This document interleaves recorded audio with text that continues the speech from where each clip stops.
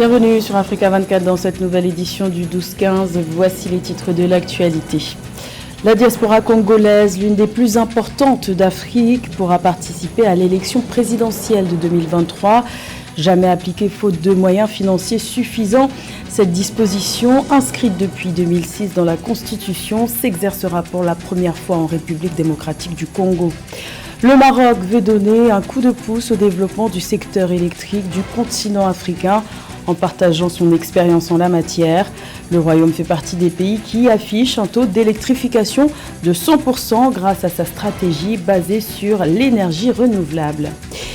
Et coup d'œil sur les récompenses décernées à la cérémonie des CAF Awards qui s'est tenue ce jeudi 21 juillet à Rabat au Sénégal. Le joueur africain de l'année est le Sénégalais Sadio Mané. Force est de constater que 2022 est une belle moisson pour le Sénégal et vous comprendrez pourquoi avec notre journaliste sportif José Douglas qui est l'invité de cette édition. Mais tout d'abord, 3 pays du continent africain recevront dès le 25 juillet prochain la visite du président français Emmanuel Macron. Le chef de l'État français se rendra pour la première fois au Cameroun du 25 au 27 juillet, puis au Bénin et enfin en Guinée-Bissau le 29 juillet. La Guinée-Bissau qui, rappelons-le, vient de prendre la présidence tournante de la CEDEAO, Communauté économique des États de l'Afrique de l'Ouest. Notons que ce premier déplacement en Afrique depuis la réélection du président Emmanuel Macron en avril dernier entre dans le cadre du renouvellement de la relation de la France avec ses partenaires africains. La République démocratique du Congo connaîtra sa prochaine élection présidentielle en 2023. Une échéance électorale à laquelle les Congolais de l'étranger pourront participer en s'exprimant dans les urnes. Une première dans les faits, même si cette disposition est inscrite dans la Constitution depuis 2006. Une phase test est annoncée dans 5 pays pilotes. Les explications de Nathalie Mo. Pour la première fois, les Congolais de l'étranger pourront participer à l'élection présidentielle en 2023. La décision rendue par la Commission électorale nationale indépendante va rendre effective cette disposition inscrite dans la Constitution depuis 2006. Le vote de la diaspora congolaise n'a jamais été organisé officiellement pour des raisons matérielles.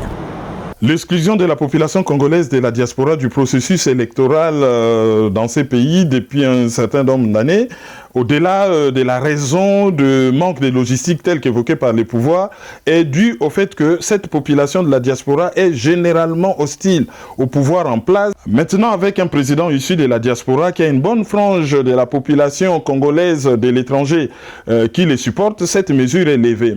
La diaspora congolaise se compose de 2 à 7 millions de citoyens. Cependant, la CENI prévoit d'impliquer les Congolais installés à l'étranger au vote du prochain président dans 5 pays afin de tester l'efficacité du processus. La phase pilote envisagée exclut les pays voisins de la RDC dans le but d'éviter des tensions et des risques de fraude.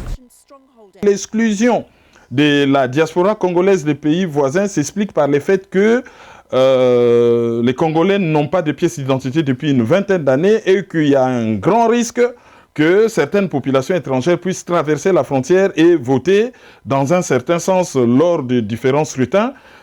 Par le passé, l'organisation du vote de la diaspora congolaise était jugée fastidieuse. En 2018, lors de la présidentielle, l'Assemblée nationale avait voté pour son annulation sur demande du gouvernement. Selon des observateurs, pour réussir cette opération, la CENI doit procéder au recensement des électeurs de la diaspora ainsi qu'acheminer le matériel électoral dans les pays retenus dans des délais convenables. Également dans l'actualité en Guinée, le FNDC, Front National pour la défense de la Constitution, veut rompre la trêve instaurée il y a 10 jours. La coalition qui est à l'origine de la contestation contre le 3e mandat de l'ancien président déchu Alpha Condé a décidé de monter au créneau contre les nouvelles autorités. Après l'annulation de la manifestation du 24 juin dernier, la coordination nationale du FNDC a annoncé ce jeudi 21 juillet sa volonté d'organiser de nouvelles marches dans le pays. Il est à noter que cette décision intervient malgré la présence depuis 2 jours à Conakry du médiateur de la CEDEAO, l'ancien président béninois Thomas Boniaï, censé notamment relancer le dialogue entre la junte au pouvoir et les acteurs politiques sociaux. Le Maroc fait partie des quelques pays qui affichent un taux d'électrification de l'ordre de 100% sur le continent africain. Depuis des années, le Royaume a décidé de miser sur l'énergie renouvelable pour parvenir à sa souveraineté énergétique, un savoir-faire que le Maroc espère désormais transmettre en partageant son expérience avec d'autres pays du continent. Plus de détails avec Philomène. Le continent dispose de ressources énergétiques primaires très importantes. Conscient de cet enjeu, le Maroc a beaucoup misé sur son potentiel renouvelable, notamment sur l'éolien et le solaire, pour espérer atteindre sa souveraineté énergétique. Ainsi, le pays a réalisé un développement dans le domaine de l'électricité, notamment l'accès généralisé des populations. Nous en disposons, le Maroc a un potentiel très important en matière d'éolien. Donc on est pratiquement à plus de 6 terawatts de puissance de capacité qu'on peut développer. Et on est à plus de 20 terawatts de puissance solaire qu'on peut également développer. Et en plus de ça, nous avons également beaucoup de capacités de pompage hydraulique que nous avons développées. L'objectif qu'on s'était fixé, c'est d'introduire massivement ces énergies renouvelables. Et au jour d'aujourd'hui, on est aux environs de 40% de notre puissance qui vient de ressources renouvelables. Les avancées réalisées par le Maroc avec l'adoption d'une nouvelle stratégie basée essentiellement sur le développement des énergies renouvelables locales doivent se généraliser sur tout le continent selon l'avis des spécialistes. Depuis qu'on a réalisé notre programme, on ne cesse de partager cette expérience avec les pays frères au niveau du continent. Pour cela, nous avons même développé un modèle qui est très adapté, comme j'ai dit, aux pays du continent. Et à travers ce modèle-là, on apporte, nous, notre expertise. Par ailleurs, les acteurs africains de l'énergie œuvrent pour la construction d'un réseau unique d'interconnexion électrique solide qui permettrait de relier les différents pays africains. Ainsi, le continent pourrait abriter le plus grand marché d'électricité au monde. Protéger la biodiversité du continent africain, c'est l'objectif affiché du premier congrès africain sur les aires protégées qui se tient du 18 au 23 juillet à Kigali, au Rwanda. Un rendez-vous inédit qui réunit des acteurs politiques et ceux de la société civile pour débattre de l'importance des aires protégées dans le développement de l'Afrique. Les précisions dans ce reportage de notre correspondant au Rwanda, Fratenda Keisenga. Le premier congrès africain des aires protégées s'est ouvert à Kigali, au Rwanda, le 18 juillet, avec une fin des travaux prévus le 23 juillet 2022. Il cherche à susciter et encourager les dialogues qui permettent de construire et de donner les moyens aux classes dirigeantes actuelles et futures de construire un avenir africain où la biodiversité est considérée comme un allié du développement.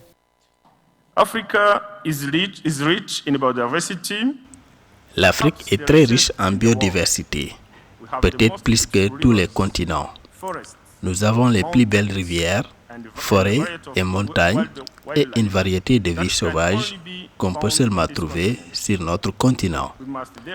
Nous devons alors donc ne ménager aucun effort pour protéger et conserver cette diversité, car nous savons déjà que les conséquences sont énormes si on ne le fait pas. L'Afrique abrite un quart de la biodiversité mondiale et la plus grande population des grands mammifères de la planète et bien d'autres ressources naturelles qui se détruisent rapidement en raison des activités humaines telles que l'agriculture, le développement des infrastructures et l'extraction des ressources. D'où la nécessité de faire un plaidoyer en faveur des aires protégées pour la nature et pour l'homme. Les aires protégées et conservées ne sont pas seulement essentielles dans notre lutte contre la perte de la biodiversité, mais aussi dans notre lutte contre le changement climatique. Les aires protégées, en plus d'autres solutions basées sur la nature, ont la capacité de contribuer à 30% de l'atténuation du changement climatique, dont nous avons aussi désespérément besoin d'ici 2030.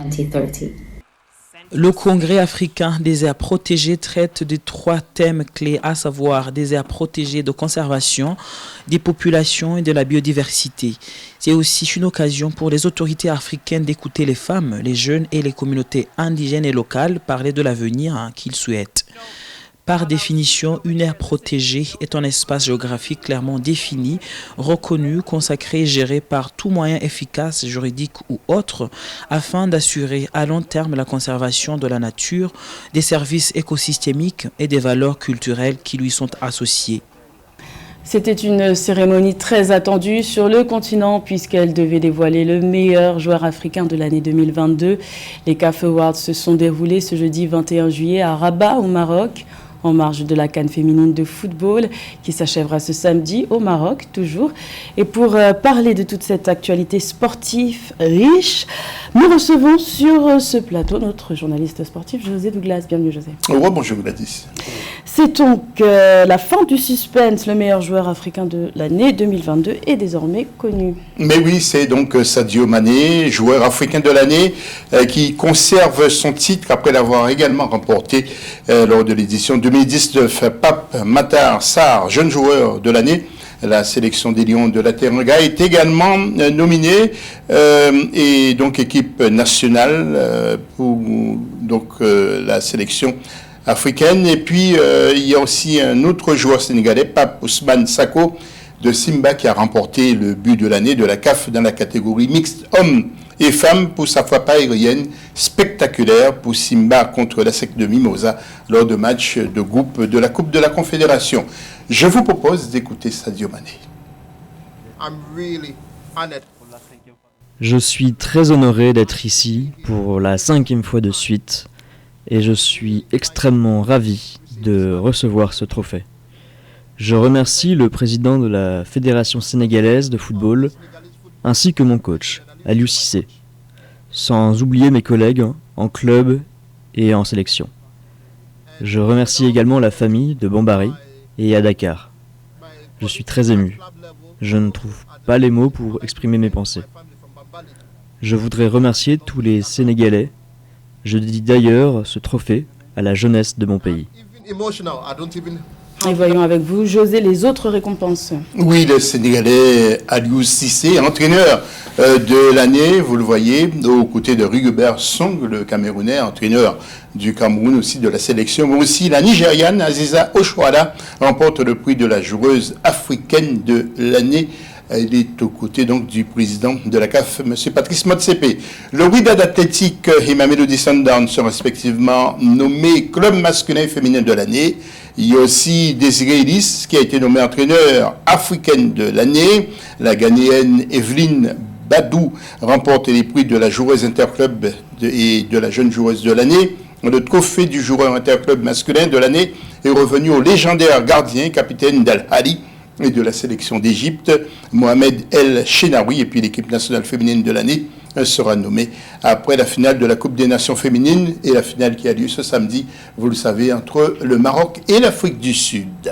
Il y avait aussi la fête sur le terrain avant la cérémonie avec le match des légendes femmes du football africain. Oui, quelques heures avant justement la cérémonie des CAF Awards, une équipe des légendes CAF affrontait donc une autre, celle des légendes du Maroc au Stade Prince Héritier Moulay El Hassan de Rabat. Parmi les filles, l'ancienne capitaine des Banania, Désiré Ellis. Il y avait aussi l'ancienne capitaine camerounaise Christine Mani, la sud-africaine Amada Diamini, la tunisienne Haïfa Guedri et l'ancienne gardienne des Super Falcons, Rachel Ayekba. Et parmi les autres membres, nous avons vu Clémentine Touré de la Côte d'Ivoire, Merci Tagoué du Ghana, Chilène Boissène de l'Afrique du Sud et Khadija Ila, qui est la présidente de la Ligue nationale de football au Maroc, sans oublier les autres légendes qui étaient présentes. Et puis, Gladys, le résultat du match, les légendes de la CAF l'emportent 2-0 face aux légendes du Maroc. On en vient à la CAN féminine de football avec la finale et le match pour la 3e place. Oui, c'est ce soir donc le match de la 3e place avec Nigeria contre Zambie, Stade Mohamed V de Casablanca. Et puis la grande finale est attendue donc ce samedi 23 juillet. Maroc, Afrique du Sud, Stade Moulay Abdallah de Rabat. Sans doute il y aura beaucoup de monde au cours de cette grande finale. Et le reste de l'actualité sportive en bref. Et puis le Cameroun qui disputera ce vendredi aux États-Unis la finale du mondial militaire féminin de football face à l'équipe de France. L'équipe de Cameroun qui inscrit, écoutez bien, un total de 25 buts pendant les phases de groupe. Et enfin, la Guinée-Conakry risque de se voir retirer l'organisation de la CAN 2025 en raison du retard de la construction et de la rénovation de ces infrastructures. L'Algérie serait candidat pour accueillir la compétition. Un dossier à suivre, Gladys. Merci José pour toutes ces précisions concernant l'actualité sportive. C'était le journal de la rédaction. Merci de l'avoir suivi. L'information continue sur Africa 24.